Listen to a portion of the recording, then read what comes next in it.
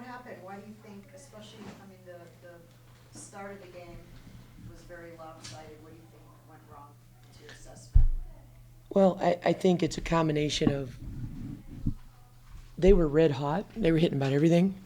And I didn't think that defensively we did what we needed to do to get a hand in their face so they couldn't knock down the high percentages. I mean, you look at what they shot, 54% from the field, 37% from three.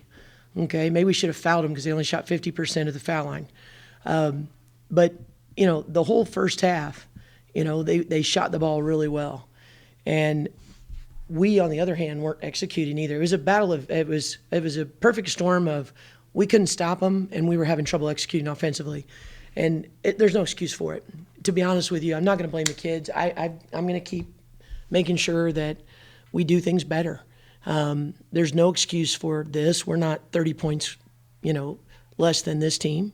And we've got to make sure that in ACC play we understand that there's a lot at stake, especially when you're at home, and play with more pride. I thought hustle. I was really upset because when the shot isn't falling, go get an offensive rebound. When there's a loose ball, go get it. I thought there were a lot of hustle points that they outworked us, and we've got to be scrappier than that. Did you anticipate that going in? Did you feel that there was a lack of energy for the ACC opener, or did you think everything looked okay until the game started? Everything our staff did to prepare for this game was to remind them what was at stake, what was happening, what we needed to do. I think we had some kids have some poor shooting nights, and that didn't help. But we've got to shoot our way out of that instead of hang our head and pass up shots. I thought there were times in the first half that because shots weren't falling, that we stopped shooting. And then it was easy for them to play off of us and start to cater to other people. I think the bright point was Vicky. I thought Vicky did a great job off the bench and probably should be in a starting lineup now because I think she's played her way into it. We got to keep Nay out of foul trouble. I love her energy, but there's a big difference in energy when she subs out. But she can't pick up 3 fouls in the first half.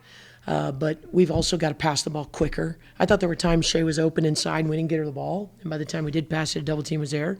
We've got to read things better. But these are all things we can fix. It's the unfortunate thing in basketball is sometimes these storms happen, and my job as a head coach is to get us dug out of it and get ready to go again, because we don't have long to wait before we have another game. And so we can't dwell on it. We need to learn from it. We need to be better. We need to play with more pride. We need to be the team that, the blue-collar team that I want us to be, and that I think we have been for the majority of the season. I hope this is just an anomaly. Gal, first of all, on the court, she was 0 for 10, and then what happened with her injury, both of those questions? I haven't sat down with our trainers yet, but when I talked with her briefly after the game, I think she just sprained her ankle. So, my hope is she's going to be okay. Now, there's different grades of ankle sprains. But, I know she'll be in the training room doing everything she can to get back. But it's a great opportunity for other people, With her out, we played them tighter in the second half. So, I was always taught one man goes down, the next man up. And I thought, Nay gave us great energy in the second half, and I thought our kids fought harder. We did, and that's all we talked about at halftime was really, I don't care what the score is right now, let's be who we are supposed to be. Let's play how we're supposed to play, with intensity, with pride, with effort, and I thought the second half was much better. But you can't dig yourself a hole against a great team like that. Now, and the other thing I just say is Pierre's a really tough matchup. We played her against Vanderbilt last year, and she was like manna falling out of the sky for them late because she got kicked off her team, and then she was the one kid left. So NC State picked her up, and what a great pickup. When you can really late in the system find a kid that can score 21 points and 13 rebounds, like I said, manna falling from the sky. But good for them. But we'll have to get tougher. Our freshmen, that was a tough matchup for them. But that's who we have right now. Jess is out, so I got to play my freshmen. And unfortunately, that was a tough lesson for them today. How far away is Jess?